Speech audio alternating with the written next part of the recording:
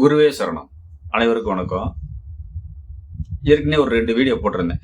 அதாவது குரு பார்வை இருந்தால் அது கெடுக்கவும் செய்யும், உயிரை எடுக்கவும் செய்யும் அப்படிங்கிற மாதிரியும், சனி பார்வை இருந்தால் தொழில் ரீதியாக பொருளாதார ரீதியாக நல்ல ஒரு முன்னேற்றத்தையும் கொடுக்கும், ஆயுள் ஆரோக்கியத்தை பிரமாதமாக கொடுக்கும் அப்படிங்கிற மாதிரி வீடியோ போட்டிருந்தேன். அது 2க்கும் சேர்த்த மாதிரி இன்னைக்கு ஒரு உதாரண ஜாதகம் போட்டு விளக்கம் கொடுக்கணும் இல்லையா? அதனால ஒரு ரிஷப லக்னம் உள்ள ஒரு ஜாதகத்தை எடுத்துருக்கிறேன். ரிஷப லக்னத்துக்கு குரு கெட்டவர் தானே, சரியா? அந்த குருவை சனியும் பார்க்குறாரு. அப்படின்னா சனி பார்வை வாங்கினா குரு மேற்கொண்டு கெடுப்பாரு இல்லையா? அப்போ அதை ஒரு உதாரண ஜாதகம் போட்டால் அந்த குரு திசை கெடுத்துதா கெடுக்கலையா, சனி பார்வை வாங்கியிருந்து கெடுத்துச்சா இல்லையா அப்படிங்கிறத பார்ப்போம். அதுக்கடுத்து வந்த சனி, அதுக்கடுத்து வந்ததே சனி திசை தான். தர்ம கர்மாதிபதி ரிஷப லக்னத்துக்கு சனி வருவரே யோகர் சொல்றோம் இல்லையா? அப்போ இந்த சனி திசை அந்த சனியை குரு பார்க்குறாரு. அப்போ குரு பார்வை வாங்கின சனி இன்னும் பெரிய லெவலில் முன்னேற்றத்தை நோக்கி கொடுத்துச்சா, யோகத்தை கொடுத்துச்சா, இல்லை அடி மாட்டுக்கு ரேட்டுக்கு கீழே இறக்கி விட்டுருச்சா அப்படிங்கிறத உதாரண ஜாதகம் போட்டு பார்க்கலாம் அப்படிங்கிறதுக்காக தான் இன்னைக்கு ஒரு வீடியோ. முழுமையாக பாருங்க. ஒரு கிரகம் அது எங்கே உட்காந்து யாருடைய சாரை வாங்கி யார் பார்வையை வாங்கி திசையை நடத்துது அப்படிங்கிறதையும் பார்க்கணும். அப்புறம் திசை நடக்கும்போது அந்த வீட்டு லக்னமாக வச்சு பலன் எடுத்தீங்கன்னா அது என்ன வேலையை செய்ய போகுது, என்ன பலனை கொடுக்க போகுதுங்கிறது ரொம்ப துல்லியமாக புரியும். அதனால தான் திசாநாதன் இருக்கும் வீட்டை லக்னமாக வைங்க. அதுக்கு பேர் டிஎஸ் சிஸ்டம்னு வச்சிருக்கிறேன். நிறைய வீடியோக்கள் போட்டுட்டு வர்றேன். இது ஒரு ஆண் ஜாதகம். 1969 பிறந்திருக்காரு. ரிஷப லக்னமாக வந்திருக்குது. மகர ராசி, திருவோண நட்சத்திரத்தில் பிறந்திருக்காரு. பிறக்கும்போது சந்திர திசை 1 வருஷத்துக்குள்ளதான் இருப்பு இருக்கும்போது பிறந்திருக்கிறார். அது பிறகு செவ்வாய் திசை, ராகு திசை நடந்திருக்கு. படிச்சிருக்கிறாரு, வளர்ந்துருக்கிறார். ரைட்டு. மெயினாக குரு திசை நடந்திருக்குது. ரிஷப லக்னத்துக்கு குரு 8க்கு அதிபதி. ஆகாத திசை. அவர் திசை நடத்தும் போது கெடுத்துருமா, எப்படி நல்லா இருக்குமா, அவரை யார் பார்க்குறாங்க, அவர் யார் சாரை வாங்கியிருக்கிறாரு, இதை வச்சு பேசிக்கா பார்க்குறோம். பொதுவாக ரிஷப லக்னத்துக்கு 8க்கு அதிபதி குரு தசை ஆகாது. அப்புறம் அதே மாதிரி உபய லக்னங்கள் சொல்லக்கூடிய இந்த மிதுனத்துக்கும் கன்னிக்கும் குரு தசை ஆகாது அப்படிங்கிற மாதிரி சொல்லுவோம் இல்லையா? அப்போ ரிஷப லக்னத்துக்கு குரு தசை ஆகாது. 8க்கு அதிபதி அவர் திசை நடக்குது. கூட சுக்கிரன் உட்காந்துருக்காரு, லக்னாதிபதி சுக்கிரன் உட்காந்துருக்காரு. குரு யார் சாரா வாங்கியிருக்கிறாருன்னா சித்திரை நட்சத்திரம் செவ்வாய் சாரம், சரியா? செவ்வாய் இந்த இடத்துக்கு 7க்கும் 12க்கு அதிபதி. அவர் உச்சம் பெற்ற நிலைமையில இருக்காரு. சந்திரன் கூட இருக்காரு. இந்த செவ்வாயும் சந்திர சாரம் தான், திருவோண நட்சத்திரம்.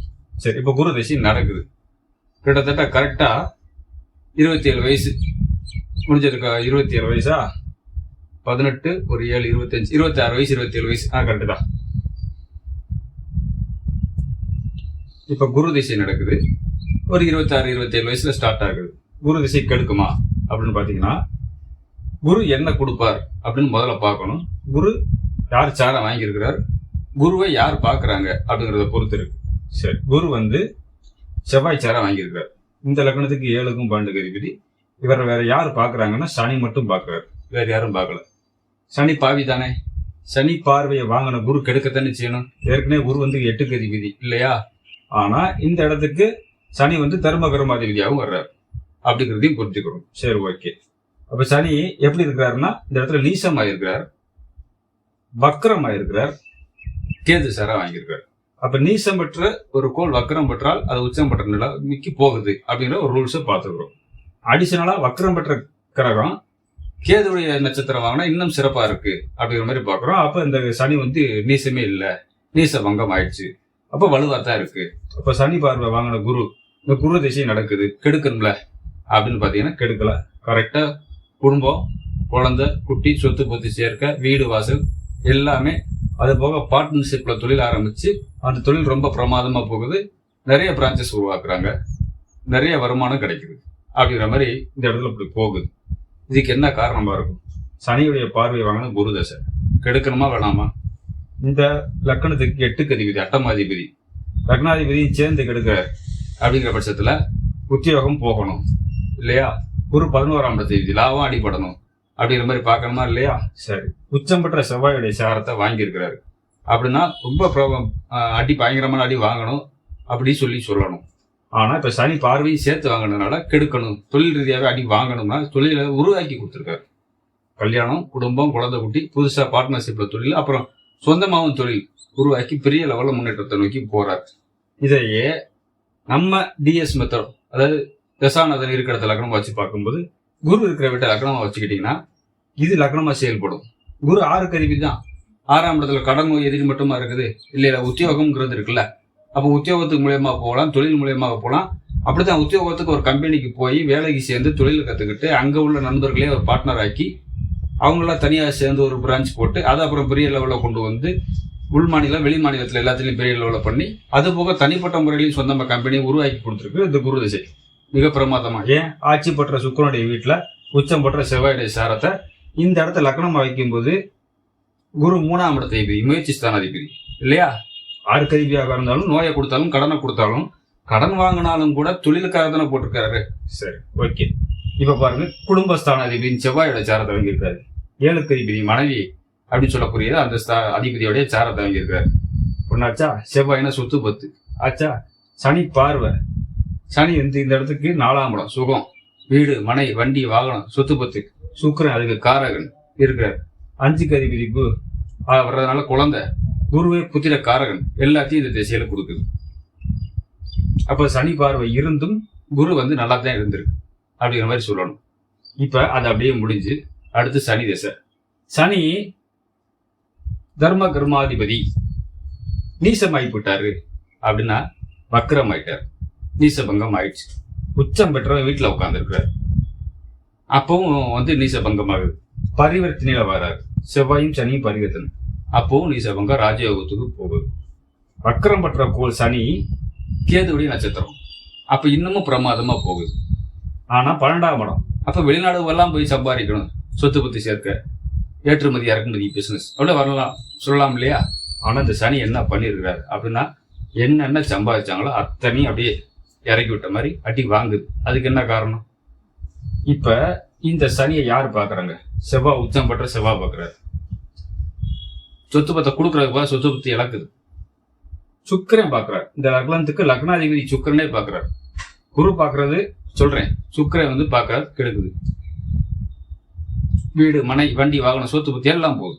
குரு பாக்குறாரு, பணம், பெயர், புகழ், கௌரவம் எல்லாம் போகுது அப்படின்னு அர்த்தம். இந்த சனியை குரு பார்த்ததுனால கெட்டு போகுது அப்படிங்கிற மாதிரி சொல்லலாம். ஏன் அப்படின்னா இப்ப இந்த இடத்துல லக்னம் வச்சு பாருங்க, ஏன் கெடுக்கணும்? கர்மாதிபதி தசை வந்து ஏன் கெட்டு போச்சு? அது நீசமானதுனாலே இல்ல, வக்ரம் ஆயிடுச்சு.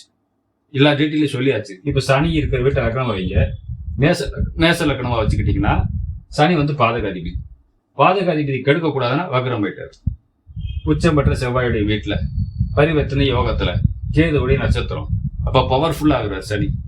இங்க குருதிசை நடந்தப்பவும் சனி பவர்ஃபுல்லா இருந்ததுனாலதான் எல்லா தொழில வந்து பெரிய லெவல்ல பிரமாதமா கொடுத்துருக்கிறார். இங்கேயும் பவர்ஃபுல்லா இருக்கு, ஆனா பாதகாதிபதியோட பண்ணுது அப்படிங்கிறதையும் புரிஞ்சுக்கணும். இந்த வீடியோல நம்ம நிறைய விஷயங்களை தெரிஞ்சுக்கலாம். பரிவர்த்தனைங்கிறது ஏமாற்றத்தை கொடுக்கும்னு எல்லா வீடியோக்களையும் சொல்லிட்டு வரேன். பரிவர்த்தனை யோகத்துல இருந்தா ஆட்சி பலம் பெற்றா 9க்கு அதிபதி ஆட்சி பலம் பெறதுக்கு சமம். 10க்கு அதிபதி கூட ஒரு பக்கம் இருக்கட்டும், 9ஆம் அதிபதி கெடுக்க கூடாதுல. 1, 5, 9 அதிபதிகள் சூப்பர் பவர் ஆயினும் மிஞ்சும் பலன் செய்வது படிச்சிருக்கோம்ல. 9க்கு அதிபதி 9ஆம் இடத்துல பரிவர்த்தனை யோகத்துல ஆட்சி பலம் பெற்றால் பெயர், புகழ், கௌரவம், அந்தஸ்து, சொத்து பத்தி எல்லாமே கொடுக்கணும்ல. எல்லாமே இறக்கி தர மட்டத்துக்கு ஆக்கியாச்சு. ஆனா குடும்பம், குழந்தை குட்டி மட்டும்தான் தப்பிச்சிருக்கு. பூஜ்ஜியத்துல ஆரம்பிச்சு மறுபடியும் பூஜ்ஜியத்துக்கே வந்துட்டாரு அப்படிங்கிற மாதிரி சொல்லணும். அப்ப இந்த இடத்த லக்னமா வச்சு பாத்தீங்கன்னா சனி பாதகாதிபதியோட பண்றாரு. சனி பார்வை 10ஆம் இடத்துக்கு விடுது. அப்ப கரெக்டா அந்த ஜீவனம் சொல்லக்கூடிய ஜீவனஸ்தானத்துல தொழிலே கை வைக்குது. அவர் பார்வை 3ஆம் இடம், முயற்சி பண்ற இடம்லாம் அடி வாங்குது. அவர் பார்வை இந்த இடத்துக்கு விழுகும். 7ஆம் இடம், 7ஆம் பார்வை, பார்ட்னர்ஷிப்ல சண்டை. இப்ப சனி பார்வை இப்படி எல்லாம் விழுகுதுன்னா இதுக்கு காரணம் என்ன? செவ்வாய் பார்வை பார்த்ததுனாலயா, குரு பார்வை பார்த்ததுனாலயா, சுக்கிரன் பார்வை பார்த்ததுனாலயா அப்படின்னா எப்படி வேணாலும் எடுத்துக்கிடுங்க.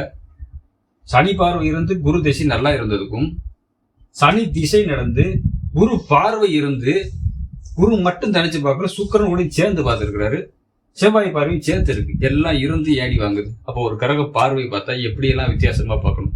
அப்ப நீசம் பெற்ற கோள் வக்ரமானா உச்சப்பட்ட பலனுக்கு போயிருது அப்படின்னு எப்படி எடுத்துக்கிற முடியும்? சரி, உச்சப்பட்ட கோள் அப்படின்னு பார்த்தா கேது சாரா வாங்குது, அதுவும் சிறப்பு தானே அப்படின்னா இது எந்த கண்ணோட்டத்துல பாக்குறது? அப்ப ஜோதிடத்துல பார்க்கும்போது ஒவ்வொரு ஜாதகத்துக்கும் ஒவ்வொரு ஜாதகம் நிறைய வித்தியாசங்கள் வந்துகிட்டு தான் இருக்குது இல்லையா? நம்ம நிறைய பாடங்கள் கத்துக்கிட்டே தான் இருக்கிறோம். நம்ம இருக்கிறதே 9 கிரகங்கள் தான், 12 வீடுகள் தான், 27 நட்சத்திரங்கள் தான். ஆனா பல கோடி மக்களுக்கும் இதுக்குள்ள கொண்டு வந்து அவ்வளவு ரகசியங்களை அவ்வளவு சூச்சங்களை வச்சிருக்காங்கன்னா, பிறப்பு லக்னம் ஒன்றை மட்டுமே வச்சு பலன் எடுத்துக்கிட்டே இருந்தோம்னா அது சரியா வராது. அப்ப தசாநாதன் இருக்கிற இடத்தையும் மாற்றி வச்சு அமைச்சு பலன் எடுக்கணும்னா பலன் துல்லியமாக வரும். அப்படிங்கிறதுக்காக தான் இந்த வீடியோ. கொஞ்சம் ஆராய்ச்சி பண்ணி பாருங்க.